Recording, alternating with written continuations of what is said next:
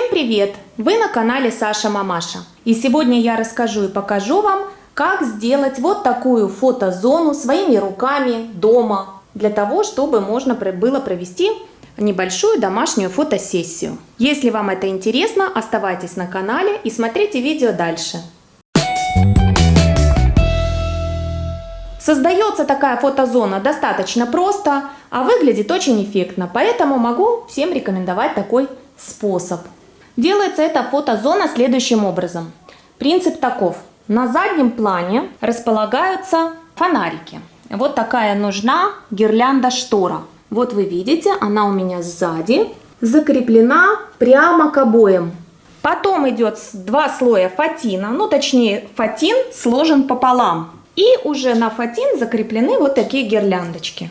Все достаточно просто, но эффектно. Показываю ближе, как я закрепила гирлянду к обоям обычными булавками.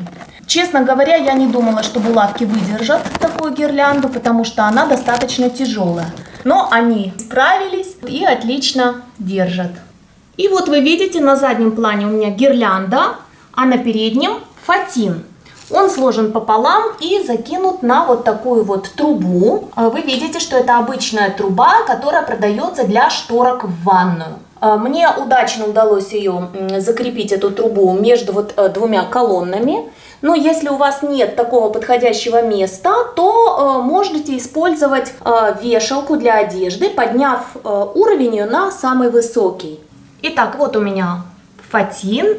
И прямо на фатин закреплены вот такие гирлянды. Там вверху маленькими булавочками я вот так перетянула немножко, закрепила и потом эту булавку перетянула, чтобы ее было не видно. Теперь о размерах. Высота того места, того участка, где я делала фотозону, 2 метра 80 сантиметров. Расстояние между колоннами 1,60 м. И количество материалов. Шторка у меня, вот эта шторка-гирлянда размером 3 на 3 метра. Фатина мне понадобилось 12 погонных метров, при ширине рулона 3 метра. Он у меня висит двумя частями. Вот здесь где-то затерялся стык. Вот он. Его не видно в складках. То есть у меня 2 отреза по 6 метров.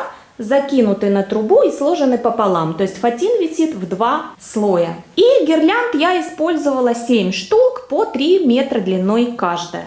Вернее по 2,80. Потому что фатин у меня по 3 метра. Он внизу вот так такими лежит складками. А гирлянда, конечно, лежать на полу не должна. Как видите, все достаточно просто выполняется. Выглядит красиво. Фотографии получаются тоже очень красивые, эффектные. Ребенок доволен. Эффект достигнут. И я надеюсь, мое видео понравится и вам. Если это действительно так, ставьте лайки, подписывайтесь на мой канал, если вы еще не подписаны. Задавайте вопросы в комментариях. А на сегодня все. Вы были на канале Саша Мамаша. Всем пока!